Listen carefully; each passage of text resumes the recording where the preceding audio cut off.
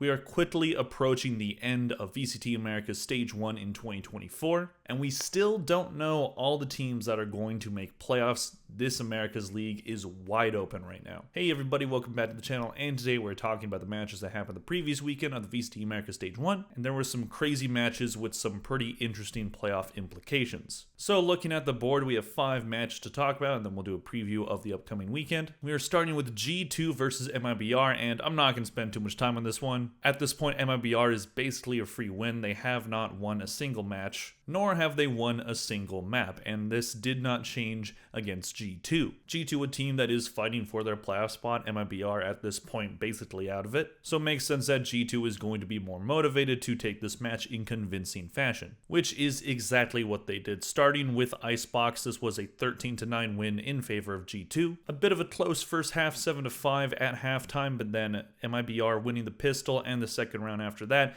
didn't matter. G2 were able to take back the hold. So while G2 did win this map, it was at least a little bit of a struggle in that first half. So maybe MIBR could have gone some momentum out of that first map, but that's not what happened because Bind was a 13-3 stomping in favor of G2. Almost getting that 12-0 first half, only allowing 1 round win on the side of MIBR during that first half, and then only needing 2 to close it out. Looking at the team MVPs on the side of G2, Trent shows up yet again, going 28, 18, and 12 for +10. He's had a good stage 1 so far. And on the side of MIBR, not a lot of positives, but RGL Meister, he did get 26 kills, 29 deaths, 8 assists for -3. G2 go up to 3-2. They now put themselves in a better position to make playoffs than Sentinels are currently in, and MIBR dropped to 0-4. So on the side of G2, this is a game that they absolutely needed to win. They could not afford collapsing against a team of this caliber, so it was good to see them be able to take control of this game and win it convincingly. And on the side of MIBR, this does eliminate them from playoff contention. Losing 4 out of 5 is just not going to cut it, so even if they win their last match, it's not really going to matter. But maybe there is something that you can build off of in the future for this roster. We'll see what they end up doing before any roster lock occurs, but I feel like for now, MIBR should just keep their young players and just try to develop them as good as they can. Moving on to the much more pivotal match in terms of the standings, we had Loud versus Sentinels, which did go in favor of Loud 2-0. This was a game that both teams needed to win. This was extremely important. If Sentinels win it, then they went up to 3-2, which would have tied them with G2 currently. And for Loud, if they lost this one, they would have continued their huge losing streak, but they were finally able to break it and keep their playoffs hopes alive. I am really concerned about Sentinels right now. I know there are a lot of reasons why they are struggling. They've played so much Valorant, and it seems like teams just really show up for matches against them. And during this split, Sentinels just haven't been able to get up in the same way. And Sentinels facing Loud is an extremely important matchup. They have had Loud's number since the start of kickoff. When they lost, they were able to beat Loud every single time after that up until this point, but that is now broken. Loud have finally won. Looking at map 1, we have a very concerning 13-7 win in favor of Loud. This is a map that coming into this split, Sentinels were perfect on. Aside from split, this was their best map, and what teams are doing right now is they're banning split against them and bringing them to Lotus. And for a lot of teams, including Loud, that decision has paid off in spades because Sentinels Lotus right now does not look very good. And Loud had a wonderful wild card that they pulled out of their back pocket with Sadak on the deadlock. In the first half, with Loud attacking, they were able to get it to a 10-2 score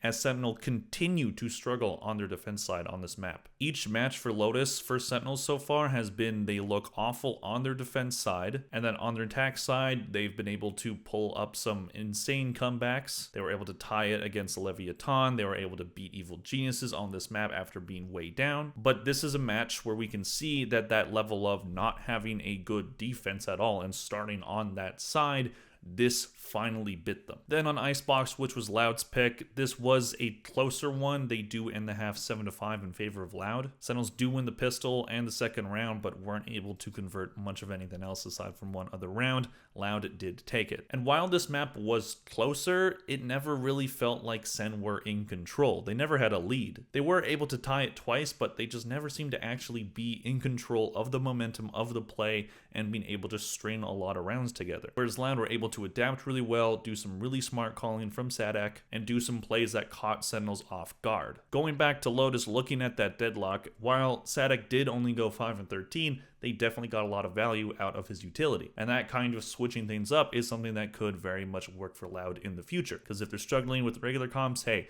throw in something crazy. Why not? If you're losing anyway, you might as well just try something new and maybe it catches the team off guard. And it worked out against Sentinels. Looking at the team MVPs on the side of Loud, we have Kawazine with a wonderful bounce back match. He went 41, 20, and 9 for plus 21. Fantastic. He had some very clutch plays. On the side of Sentinels, not a lot of good to be had, but Zekin did go 27, 27, and 6 for 0. He is not looking like the same player that he was at Madrid. I still think he is that player, but his whole team is struggling right now, so it's kind of hard. Loud do go up to a 1-3 record right now. Their playoff hopes, as I already stated, are technically still alive. They need to win their next match against G2. I'm sure Sentinels are going to be cheering for Loud to win that one, which is just hilarious. But it is do or die when it comes to Loud. I think they need to 2-0 G2 as well to have a better map differential than EG, so we'll see how that goes, because that's going to be crazy in terms of playoff implications. And for Sentinels, they dropped to 2-3. They cannot end this split with a positive win-loss ratio. Best they can do is 3-3. Their next match is against FURIA, which should be a free win. But for Sentinels, I think this split, they have just been victim of maybe being a bit overplayed, maybe a bit burnt out.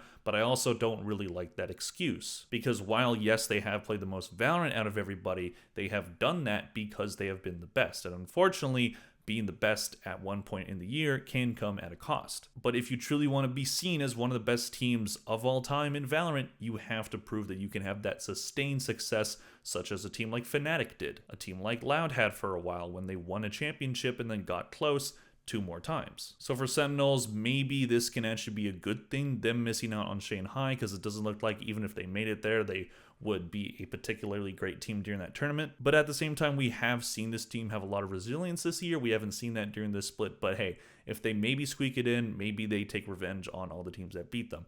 We'll see. I'm not going to count them out until it's actually over, but it's just looking rough for Sentinels right now. Moving on to the Sunday games, we start with C9 versus FURIA, and this was a weird one. Now, I said in my last match recap video that every time I get to a FURIA game, I'm not going to spend too much time on it because it's FURIA, they're going to lose. But with this one, there actually is at least a little bit to say about this one, because this one was weird. C9 do end up taking this one 2-1, but yet again, they lost their first map. They haven't won a first map all stage. Every single one of the matches that they've won has been a 2-1 victory, which is kind of concerning, to be completely honest. And looking at this FURIA game, I think that C9 fans might not be as confident in their team's chances after this, despite them winning. I do sometimes think that people put too much stock into one map loss. Good teams can lose maps, and sometimes the community of said team can maybe overreact a bit and be like, oh no, we suck even though we won because we lost one map. Not saying that I've seen like a ton of that for C9 after this match, but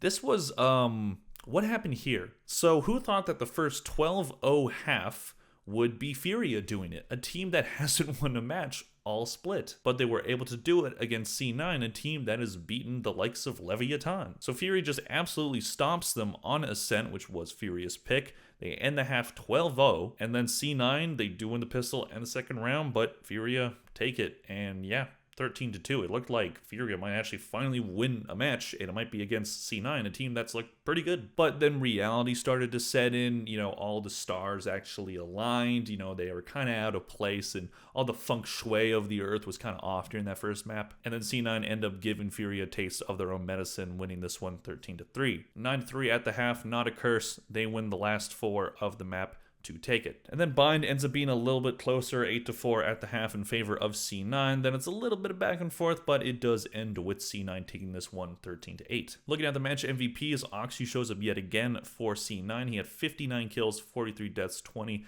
assists for plus 16. Nosworth shows up yet again as the MVP for FURIA. He has been a good addition, to be completely fair to him. He went 39, 38, and 18 for plus 1. C9's record goes up to 4-1. They basically have playoffs locked. It's not confirmed yet, but it looks like they're in a pretty good position at least. And then FURIA, yet again, do not win a match. They are 0-4 during the split. They have one more match of this misery to end. So for C9, rocky match, and that's kind of been my concern about this team throughout this stage. They play this style of Valorant that when it succeeds, we start slow, we lose the first map, and then we just end up grinding the whole thing out, and play this really chaotic style, and we end up winning. And we saw that not work against 100 Thieves. 100 Thieves were able to outcall them, outplay them at every corner. Whereas against FURIA, we saw that maybe that same kind of collapse is going to happen, but it just ended up being, yet again, they can't win their first map. So my main concern about C9 is, while their style of play and a lot of their wins have been impressive,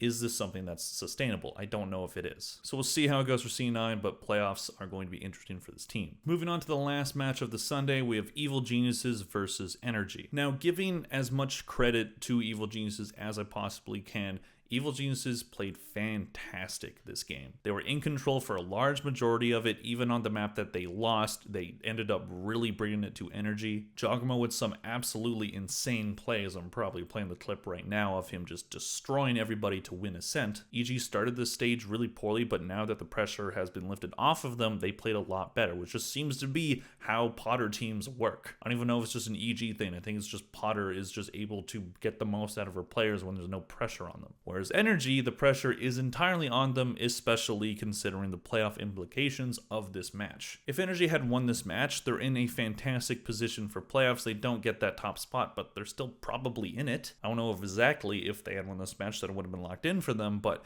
even so, this was the match that you needed to win. I know EG has been playing better, and they outplayed them during this match, but this was a winnable game. Looking at map 1, we have Ascent, which was Energy's map pick, and they do end up losing this one 13-6. Absolute domination by Evil Geniuses on their defense side. Energy's attack side, I don't know what happened to it or if it was ever here during this year, but they're just not looking good on attack at all. Down 8 rounds going into the second half. They did get 4, wasn't enough. EG get 3, and off, as I said, off the back of Jogamo, just absolutely frying everybody. They win it. Then we get to Lotus, which Energy do win, but barely. 16-14 in favor of Energy, going all the way into overtime. Both teams winning 6 in the first half, both teams winning 6 in the second half, and then ended up with Energy finally being able to squeak out that overtime win. Then moving on to Sunset, Energy did make it close, 13-11, but as I said, it just seemed like Evil Geniuses were in control for most of this match. Energy winning the first 4, but EG winning 7 in a row to take a 7-5 half. And then it's a little back and forth, but it just doesn't end up being enough on the side of Energy. EG do take this one. Looking at the team MVPs, we of course have Jogamo, who had 68 kills, 51 deaths, 16 assists for +17. No joke, he was looking like potentially EG's worst player throughout the first 3 games. He had a really rough, at least first 2 matches. He has since bounced back, and if EG is going to have any success this year, it has to be Jogamo leading the charge. So very glad to see him bounce back from what was a poor start. And on the side of Energy, Crashies, I guess 56, 48, and 16 for +8. He was the only positive on Energy. EG end their split 2 and 3, so they do not guarantee their playoffs, but they are currently in a playoff spot. They need Loud to lose, or at least lose or win 2-1 for them to even have a chance. So we'll see how all these implications end up, because I have no idea who's going to make it and who's not going to. And for Energy, they're not in a playoff spot right now. They need to lose their last one, which is against 100 Thieves, a team that has looked a lot better than them, despite losing, which we'll talk about in the next match. But for Energy, this is worst case scenario. This is a team that was built up as a super team. You have some fantastic players on here, but maybe it's just not the right mix. I do think this team is still very good. If they make playoffs, they could go on a run, but there just doesn't seem to be that sauce, that absolute firecracker, just fire in their hearts, really wanting to just grind out matches and win. It just seems like their strats right now are not working out for them. Their attack side, as I mentioned, very poor. Doesn't seem to matter the map. Their map pool seems pretty shallow right now. There are some players on there that are struggling, and it just doesn't look great for them right now. So we'll see how it goes, but I was really hoping for more out of this roster, so don't know if we're going to get that. So moving on to the last match we have to talk about, the Monday match, we had Crew 2-1ing 100 Thieves. This was Crew establishing themselves as possibly the team to beat out of the Americas. They do have one more match against Leviathan, a team that is atop of their group, so that's LATAM versus LATAM, even though if you're Zeph, you probably don't think that they're a Latin American team. Leviathan, which fair enough, the roster is just made up of people from everywhere. But Crew were able to continue their undefeated streak. They did break their map streak, losing the second map to 100 Thieves, but they were able to be in control for large portions of this match. Looking at map 1, we had Crew winning the first 6 rounds in a row to take a pretty good hold on this map. 100 Thieves do make it close, making it 7-5 at the half and winning the first 2 of the second half. So they did tie it up, but then Crew just took control and they won. Then moving on to Breeze, which was Crew's pick. They do lose this one 13-11.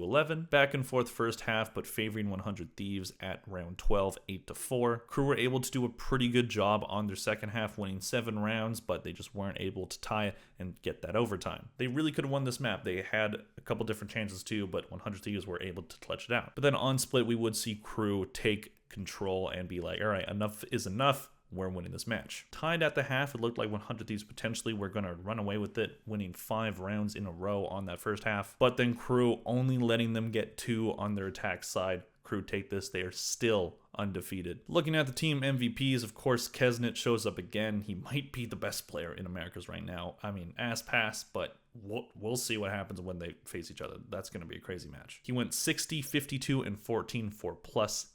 Fantastic work from him. And on the side of 100 Thieves, I'm very happy to see Bane on the board. He had 51 kills, 39 deaths, 17 assists for +12. Crew, of course, continue their undefeated streak. They are 5-0 right now. They have 1 more match against Leviathan. They confirmed the top spot in their group, so they just need to win 1 to make it to Shanghai. So this is a huge turnaround for this team that just a year ago looked completely out of sorts. It seems like the roster changes have paid off in spades. And for 100 Thieves, they are 2-2 right now, so a bit iffy, but they are already confirmed for playoffs. They have 1 more match against Energy, a team that is absolutely struggling. That's very winnable for 100 Thieves. So we'll see what ends up happening for them, but I think 100 Thieves, despite losing this match, they did look pretty good. So if you're a fan of this team, I wouldn't be too concerned. And for Crew fans, you're riding high right now. Vamos. So looking forward to this weekend. I have the Friday match and the 2 Saturday matches on the board. We have Sentinels versus FURIA. If Sentinels win this one, they make the record 3-3. And as I said, FURIA is probably a free win. So they have to win this one to keep their playoff chances alive. And I would hope that they show up for this one because this seems like the easiest one to show up for.